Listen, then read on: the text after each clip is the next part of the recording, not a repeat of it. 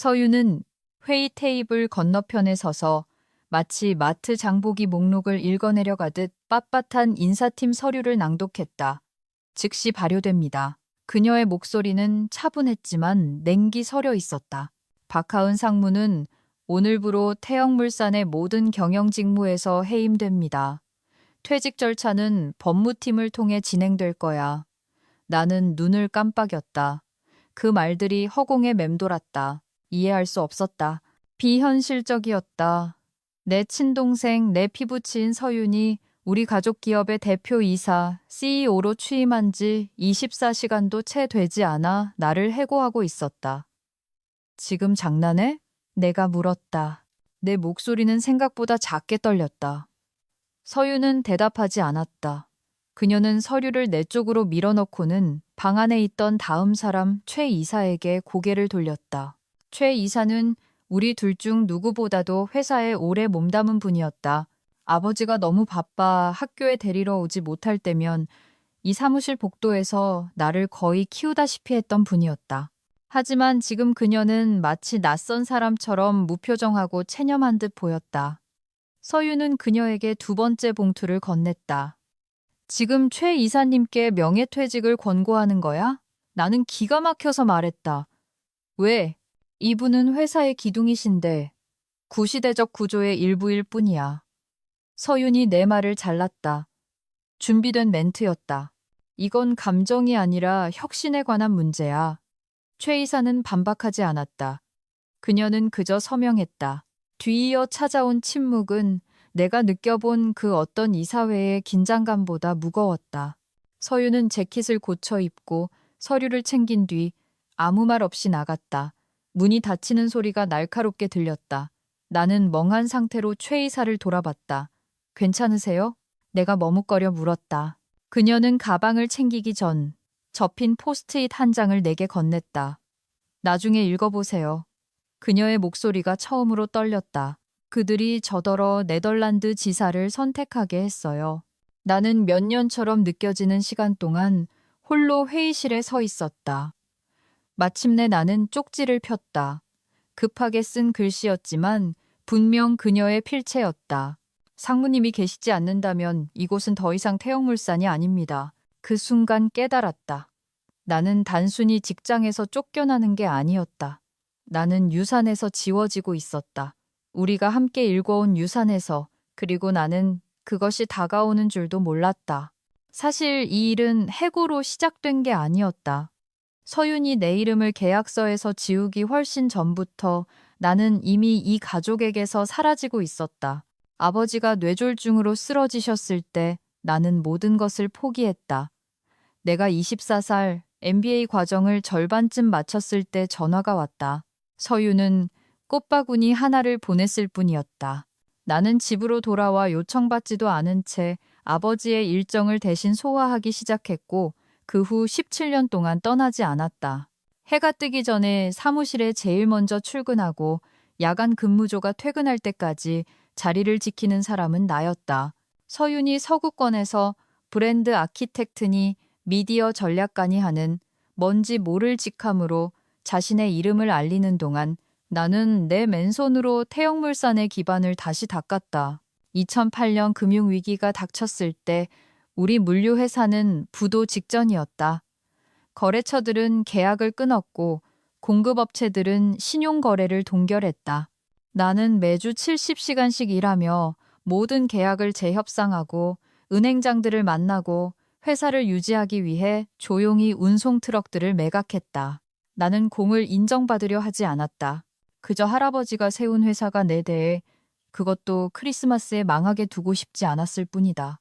서유는 신상 명품 코트를 입고 입국해 내게 피곤해 보인다고 말했다. 그때 내가 하지 않은 말, 끝내 하지 않았던 말은 내가 3년 동안 밤잠을 제대로 잔 적이 없다는 것이었다. 직원들 월급을 주기 위해 내 개인 적금을 깼다는 것, 가장 큰 거래처와의 관계를 지키기 위해 긴급 화물을 싣고 활주로에 서 있느라 아버지의 생신을 놓쳤다는 것, 그녀가 명절 가족 사진을 위해 미소 지을 때 나는 주차장에서 대출 연장 서류에 서명하고 있었다. 그 이후로 우리는 결코 예전과 같을 수 없었다. 나는 우리가 그저 타고난 성향이 다를 뿐이라고 스스로 되뇌었다. 서유는 매력이었고 나는 끈기였다. 그녀는 사람을 다룰 줄 알았고 나는 숫자를 다룰 줄 알았다. 그녀가 신경 쓰지 않는다는 뜻은 아니라고 생각했다. 그저 우리가 회사를 사랑하는 방식이 다를 뿐이라고 그렇게 믿었다. 그녀가 나를 해고한 지 이틀 후 밤이었다. 회사 계정을 닫기 전 오래된 서류들을 정리하려고 이메일을 열었다. 그때 나는 법무팀 공유 드라이브의 아카이브 깊숙한 곳에 서윤이 숨겨둔 승계 전략 폴더를 발견했다. 나는 그것을 열었다. 회의록, 전략 초안, 아버지가 돌아가시기 몇 달 전 날짜가 찍힌 이사들과의 메모들. 모두 깔끔하게 작성되어 있었다. 세련된 기업 언어였지만 메시지는 명백했다. 서유는 아버지가 병상에서 사투를 벌이는 동안 이미 대표이사 자리를 차지할 기반을 다지고 있었다. 나는 화면을 응시했고 목구멍에서 쓴물이 올라왔다. 그녀는 단순히 공석이 된 자리에 들어온 게 아니었다. 아버지의 장례가 끝나기도 전에 은밀하고 신중하게 그 자리를 차지하기 위해 밀어붙였던 것이다. 그러니 배신은 월요일 아침 그 회의실에서 시작된 게 아니었다. 그녀가 내가 읽어놓은 것을 가로채기로 결심하고서는 아무것도 모르는 척했던 그날부터 시작된 것이었다. 2년 전 여름 할아버지의 가평 별장에서 있었던 어느 일요일 오후였다.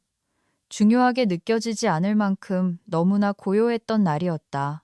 소나무 사이로 햇살이 일렁이고 낡은 낚싯배에서 나는 기름 냄새가 데크로 풍겨왔다. 할아버지는 커피 2잔과 녹슨 철제 상자를 무릎에 둔 채 나를 테라스로 부르셨다. 아직도 블랙으로 마시냐? 할아버지가 이미 답을 알면서 물으셨다. 나는 고개를 끄덕이며 옆 의자에 앉았다. 할아버지가 몸을 움직일 때마다 관절에서 소리가 났고 낡은 셔츠 속에 감춰진 몸이 얼마나 야위었는지 그제야 눈에 들어왔다. 그는 우리가 인정하고 싶은 것보다 훨씬 빠르게 늙어가고 계셨다. 너에게 줄 게 있다. 할아버지는 우리 사이의 테이블에 상자를 내려놓으며 말씀하셨다. 하지만 확신이 필요했어. 무슨 확신이요? 집에 불이 나도 제가 버틸 거라는 확신이요? 할아버지는 상자 안에서 단순한 가죽 폴더 하나와 검은색 만년필을 꺼내셨다. 묵직하고 매끄러운 그의 이니셜이 새겨진 펜이었다. 어릴 때부터 봤던 기억이 났다. 할아버지는 회사의 운명을 바꾸는 중요한 계약에만 그 펜을 사용하셨다. 그는 2가지를 내 손에 쥐어주셨다. 이 펜은 내가 첫 화물 계약을 따냈을 때부터 나와 함께했다. 잃어버리지 마라. 나는 영문을 몰라 웃었다. 이게 다 뭐예요, 할아버지? 그는 폴더를 눈짓하며 말했다. 세상이 너를 의심할 때를 대비한 거다. 그 안에는 법적 서류가 들어있었다. 태영물산의 지분이 18%, 모두 내 이름으로 된 비공개 신탁에 묶여 있었다. 그리고 맨 아래에는 할아버지와 고문 변호사가 서명한 자필 조항이 있었다. 내가 만약 문서화된 귀책 사유 없이 해고될 경우 즉시 완전한 의결권과 거부권이 내게 양도된다는 내용이었다. 이사회 투표도 협상도 필요 없었다. 내 목이 메어왔다. 정말 이런 일이 생길 거라고 생각하세요? 권력이 테이블 위에 올라오면 사람은 변한단다. 할아버지가 조용히 말씀하셨다. 그리고 내 동생은 그 무게를 감당하는 것보다 유산이라는 허울을 더 사랑하는 것 같구나. 나는 늦은 오후의 햇살 아래 고요하게 빛나는 강물을 바라보았다. 내 손은 펜을 더 꽉 쥐었다. 그 말을 믿고 싶지 않았다. 서윤이 나를 배신하거나 회사가 스스로 무너지는 걸 상상하고 싶지 않았다. 하지만 할아버지는 이유 없는 말씀을 하시는 분이 아니었다. 꼭 필요할 때가 아니면 쓰지 않겠다고 약속해라. 그가 덧붙이셨다. 하지만 그날이 오면 망설이지 말고 써라, 하은아. 서윤이 나를 해고한 지 이틀 후 내가 회의실 밖에 섰을 때 그 기억이 속삭임처럼 되살아났다. 한 손에는 폴더를, 다른 손에는 펜을 들고 있었다. 나는 그것들이 필요 없기를 바라며 금고 깊숙이 넣어두었었다. 하지만 지금 그것을 사용하는 것보다 더 위험한 것은 사용하지 않는 것이었다. 나는 엘리베이터를 타지 않았다. 그날 아침 CEO로서 서윤의 마지막 통보를 들은 후 나는 사무실에 있던 얼마 안 되는 지맥자 2개, 만년필 하나, 8년의 회계 연도 동안 키워온 화분 하나를 챙겼다. 나는 해고당한 인턴들이나 쓰는 빳빳한 종이 상자에 그 모든 것을 담았다. 대신 비상계단을 택했다. 투명한 유리 엘리베이터에 서서 각 층의 모든 직원이 내가 말 그대로 그리고 비유적으로 추락하는 모습을 지켜보는 걸 견딜 수 없었기 때문이었다. 복도를 지날 때 아무도 나와 눈을 마주치지 않았다. 내가 채용하고 멘토링하고 구조조정 때 지켜주려 싸웠던 사람들. 그들은 모두 고개를 숙인 채 키보드에 집중하거나 가짜 통화를 하는 척했다. 놀랍지 않았다. 이제 대표는 서윤이었다. 나를 아는 채 하는 건 곧 불이익을 감수한다는 뜻이었다. 우리 같은 회사에서 충성심이란 지난 분기 보고서만큼이나 얄팍한 것이었다. 하지만 최 이사는 뒷문 근처에 팔짱을 끼고 굳은 표정으로 서 있었다. 그녀는 아무 말 없이 반으로 접힌 노란색 포스트잇을 내게 건넸다. 그리고 내가 이 회사를 위해 무엇을 했는지 다 안다는 듯 한 번 고개를 끄덕이고는 뒤도 돌아보지 않고 걸어갔다. 나는 주차장에 도착해서야 그것을 열어보았다. 그들은 상무님의 침묵을 받을 자격이 없습니다. 끝인사도 이름도 없었지만 그녀의 익숙하고 정갈한 글씨체로 적힌 진실이었다. 나는 차 안에 20분 동안 앉아 그 안에 누구보다도 내가 더 많이 구해냈던 회사 건물을 멍하니 바라보았다. 2009년 위기 때 사무실에 침낭을 깔고 잤던 기억. 뇌졸중 후 아버지의 은퇴 계획을 도왔던 기억. 서윤의 얼굴이 박힌 회사의 리브랜딩 현수막. 마치 나는 존재하지 않았던 것처럼 태영물산의 새로운 챕터라고 적힌 것을 보았던 기억. 그게 최악이었다. 해고도 배신도 아니었다. 지워진다는 것. 그 모든 세월이 누군가의 스포트라이트를 위한 배경소음 취급을 받는다는 것. 집에 돌아와 업무 계정을 해지하려고 노트북을 켰을 때였다. 실수로 내게 전달된 내부 인사팀 메모 알림이 보였다. 제목, 대외비 승계 전략, 하은 단계적 배제, 작성일은 6개월 전이었다. 내 이름은 글머리 기호로 정리되어 있었다. 운영팀에서 단계적 이양. 이사회 내 영향력 축소. 서윤을 전략적 혁신가로 포지셔닝. 퇴사 시 대외 메시지 없음. 노출 최소화. 속이 차갑게 식었다. 이건 충동적인 결정이 아니었다. 전략이었고 처형 계획이었다. 그리고 타깃은 나였다. 그들은 단순히 나를 해고한 게 아니었다. 나를 지우려고 계획했던 것이다. 조용히 하나씩. 내가 김 변호사의 사무실에 도착했을 때 비통함은 날카로운 무언가로 결정화되어 있었다. 나는 딸이나 언니 혹은 전직 임원으로서 온 것이 아니었다. 나는 태영물산의 법적 대주주이자 이 회사를 지킬 의지가 남은 유일한 사람으로서 그곳에 있었다. 김 변호사는 3대째 한 가족 기업을 모셔온 사람만이 가질 수 있는 조용한 슬픔으로 나를 맞이했다. 그의 사무실에서는 여전히 희미한 가구 광택제 냄새와 충성심의 향기가 났다. 그가 앉으라고 손짓했다. 서윤 대표가 한 일은 들었습니다. 그가 부드럽게 말했다. 할아버님께서는 이 순간을 예상하셨던 것 같군요. 나는 가방에서 신탁 서류를 꺼냈다. 2년 전 여름 강가 테라스에서 할아버지가 주셨던 바로 그 서류였다. 나는 할아버지의 만년필과 함께 그것을 책상 위로 밀었다. 김 변호사는 서두르지 않고 읽어내려갔고 익숙한 잉크 자국에 고개를 끄덕이더니 모든 것을 바꾸는 그 조항 위에서 손가락을 멈췄다. 귀책 사유 없는 해고. 그가 법률 용어를 훑으며 중얼거렸다. 즉시 모든 의결권과 기업 거부권의 효력이 발생합니다. 이제 내 목소리는 흔들리지 않았다. 서윤이는 이유를 대지 않았어요, 변호사님. 문서화된 것도 인사고과도 아무것도 없었어요.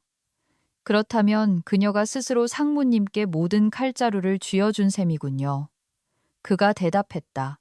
분기 이사회가 열리기 전에 이사회에 제출하겠습니다. 제출되는 즉시 상무님의 권한은 법적으로 확정되며 누구도 이의를 제기할 수 없습니다. 가슴 속에서 천천히 목적의식이 차오르는 것이 느껴졌다. 승리는 아니었다. 아직은 아니었지만 발판은 마련되었다. 앞으로 나아갈 길이었다. 그때 김 변호사가 마지못해 다른 파일을 열었다. 보셔야 할 게 하나 더 있습니다. 그가 주 정부 사업 신고서 더미를 내게 밀었다. 나는 눈을 가늘게 뜨고 훑어보았다. 유령법인 서류, 차명 계좌, 그리고 조용한 자산 이전 내역들. 서류 속에 파묻힌 이름 하나가 갈비뼈를 얻어맞은 듯 나를 숨막히게 했다. 이민준, 서윤의 전 남자친구. 말도 안 돼. 내가 속삭였다. 자산, 운송 루트, 공급 계약, 심지어 태영의 지속 가능성 프로그램 상표권까지 전부 델라웨어에 있는 유령 회사로 빼돌리고 있잖아. 이민준이 대표 파트너로 되어 있고. 그건 불법이에요. 숨을 헐떡이며 내가 말했다. 적어도 사기 행위잖아요.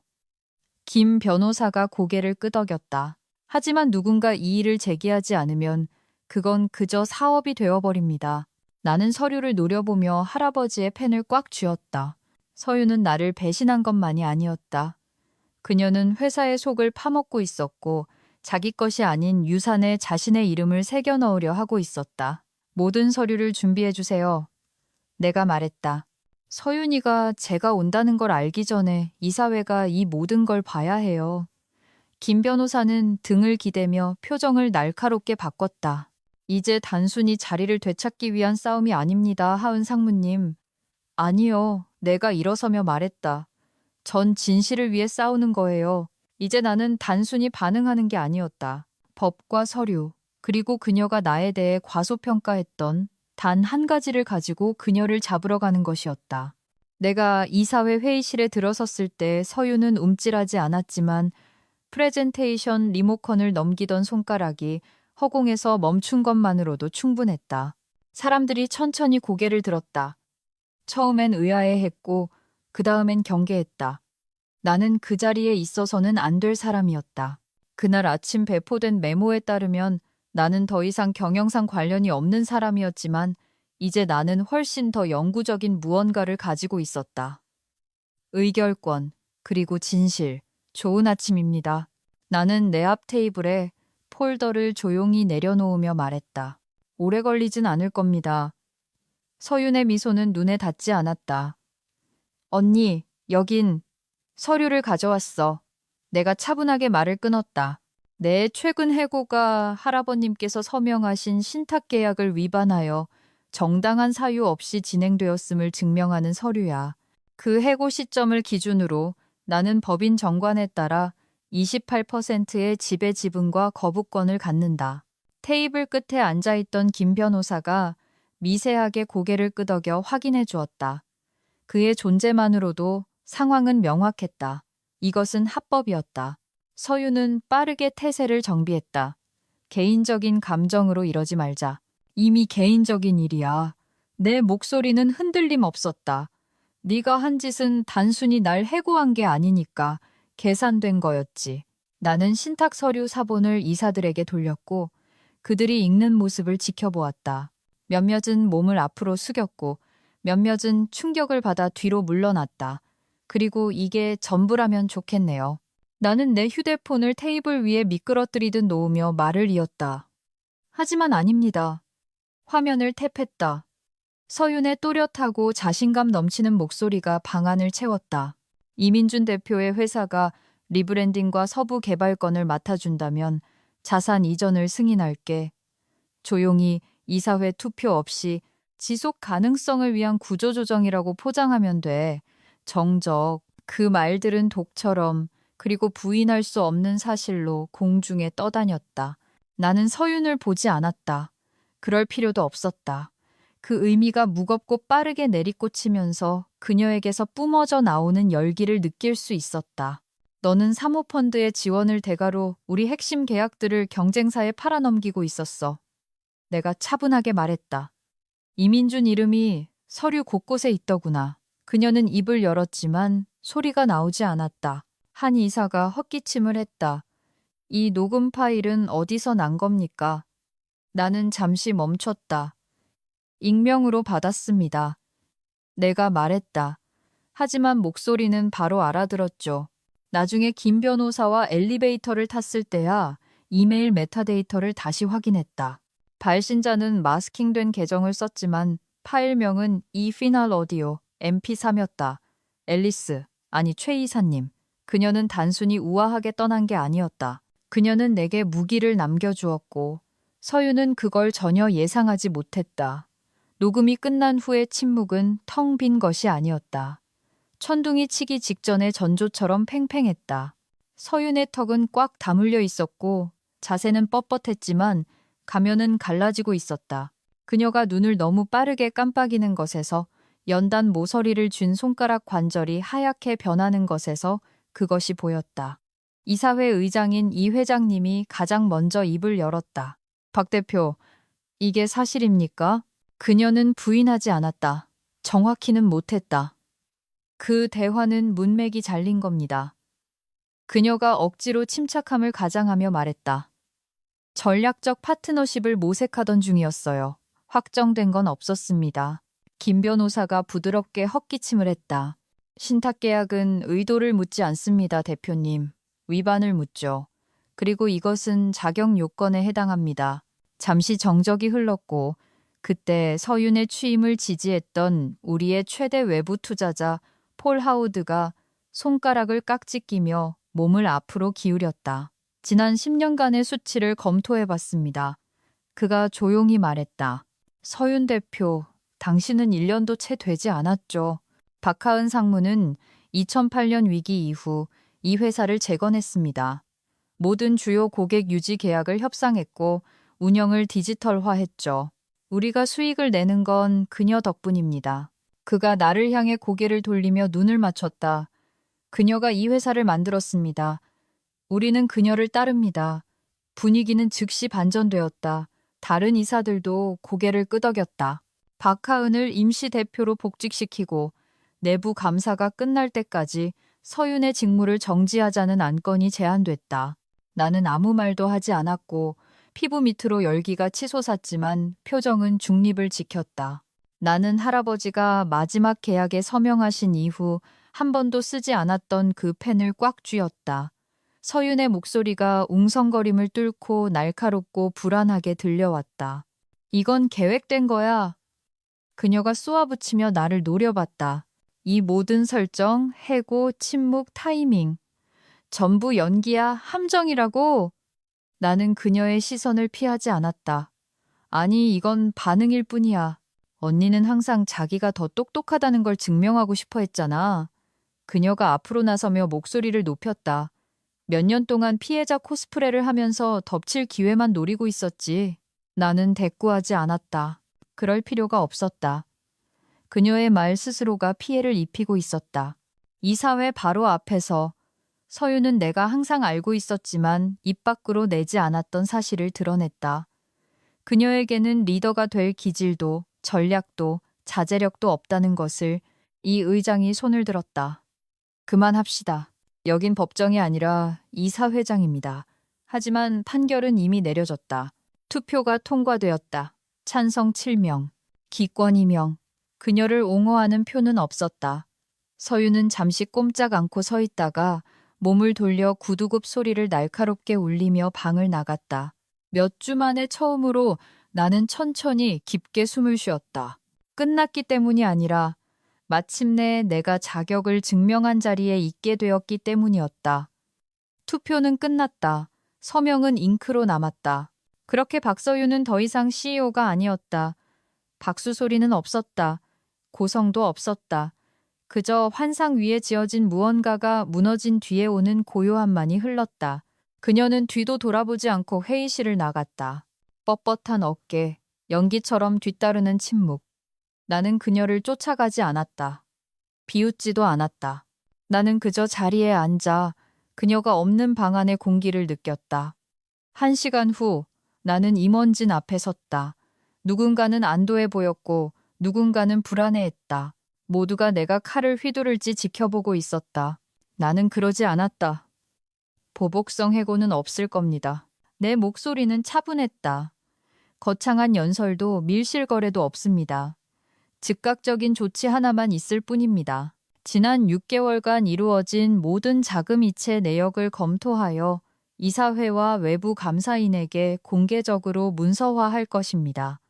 누군가 안도의 한숨을 쉬었다. 다른 누군가는 고개를 끄덕였다. 여기에는 이사회의 동의 없이 승인된 유령회사, 위장 계열사, 내부 승진도 포함됩니다. 내가 덧붙였다. 우리는 태워 없애려고 여기 있는 게 아닙니다. 균열이 완전히 깨지기 전에 수리하려고 여기 있는 겁니다. 서윤을 벌할 필요는 없었다. 진실이 나 대신 그 일을 해주고 있었다. 그날 밤 늦게 조용한 사무실에 홀로 남아 나는 해고 이후 접속하지 못했던 회사의 제한된 내부 포털을 켰다. 김 변호사가 24시간 이내에 내 관리자 권한을 완전히 복구해달라고 요청했었다. 복구되어 있었다. 나는 서윤의 임원 서신 폴더를 열었다. 화려한 프레젠테이션 자료와 광택나는 리브랜딩 초안들 속에 묻혀있던 무언가가 나를 얼어붙게 했다. 인력 재배치 제한 2단계. 그 파일에는 구세력 운영진, 즉 아버지 밑에서 일했던 장기 근속자들을 대거 해고하려는 계획이 상세히 적혀 있었다. 최 이사님, 운송팀의 박 부장님, 물류센터의 안젤라 차장님, 서윤이 건물에 발을 들이기도 훨씬 전부터 회사의 심장을 만들어 온 사람들의 이름이었다. 그녀는 단순히 나를 해고한 게 아니었다. 아버지와 우리와 연결된 모든 것을 지울 준비를 하고 있었던 것이다. 책상 위에서 휴대폰이 진동했다. 모르는 번호로부터 온 문자였다. 하은아, 너는 한 번도 그림자인 적이 없었어. 너는 태양이었단다. 나는 한참 동안 그 문자를 바라보았다. 그러고는 저장했다. 고통을 기억하기 위해서가 아니라 명료함을 기억하기 위해서였다. 나는 내가 옳았음을 증명하기 위해 회사를 되찾은 게 아니었다. 남겨진 사람들과 원칙을 지키기 위해 되찾은 것이었다. 그리고 나는 내 동생이 절대 이해하지 못한 한 가지로 이끌 것이다. 복수 없는 규율, 축하할 시간은 없었다. 서윤이 떠난 다음 날 아침, 나는 예전처럼 오전 6시 15분에 회사에 도착했다. 카메라도 연설도 없었다. 몇 주 동안 자유롭게 들어오지 못했던 로비를 조용히 걸어 들어왔다. 벽에는 여전히 그녀의 마케팅 슬로건이 붙어 있었다. 새로운 시대, 대담한 비전. 하지만 이제 그것을 재정해야 하는 건 내 몫이었다. 나는 70가지 부서장들을 대회의실로 소집했다. 대부분 지쳐 보였고 일부는 여전히 확신이 없어 보였다. 하지만 그들은 나타났다. 그게 중요했다. 우리는 더 이상 거칠애를 쫓지 않습니다. 나는 테이블 상석에 서서 말했다. PPT도 연출도 없습니다. 우리는 기본으로 돌아갑니다. 정직, 신뢰, 그리고 책임. 박수는 없었지만 고개를 끄덕임은 있었다. 그거면 충분했다. 며칠 내로 나는 서윤이 만들었던 유령 태스크포스 팀들을 해체했다. 조용히 좌천되었던 핵심 중간 관리자들을 복직시켰다. 나는 최 이사님을 다시 모셔왔다. 이번엔 레거시 운영 고문직함이었다. 제안했을 때 그녀는 눈물을 흘렸지만 내 기억만큼이나 단단한 악수로 받아들였다. 우리의 첫 번째 큰 승리는 그 다음 주에 찾아왔다. 서윤의 경영하에 계약을 끊으려 했던 파트너사 에버라인 로지스틱스가 재협상을 요청해온 것이다. 그들은 10년 장기 계약을 원했다. 우린 상무님을 믿습니다, 하은 씨. 그들의 CEO가 말했다. 우리가 태영과 계약한 이유는 당신 때문이었으니까요. 계약서가 도착했을 때 나는 조명을 낮추고 블라인드를 내린 채 사무실에 홀로 앉아 있었다. 나는 서랍 맨 윗칸에서 2년 전 할아버지가 주신 펜을 꺼냈다. 세상이 너를 의심할 때를 위하여 라는 묵직한 이니셜이 여전히 옆면에 새겨져 있었다. 나는 펜을 한번 클릭하고 서명했다. 재건은 시작되었지만 모두가 다 정리된 건 아니었다. 그날 오후 늦게 누군가 내 방문을 두드렸다. 조용하고 머뭇거리는 소리였다. 경영정보팀의 가장 어린 분석가 중 한 명인 정 대리였다. 기껏해야 26쯤 되었을까. 상무님, 잠시 드릴 말씀이 비공식적으로 가능할까요? 그가 불안한 듯 몸을 움직이며 물었다. 나는 노트북을 덮고 고개를 끄덕였다. 물론이죠. 정 대리는 자리에 앉아 바닥을 보다가 입을 열었다.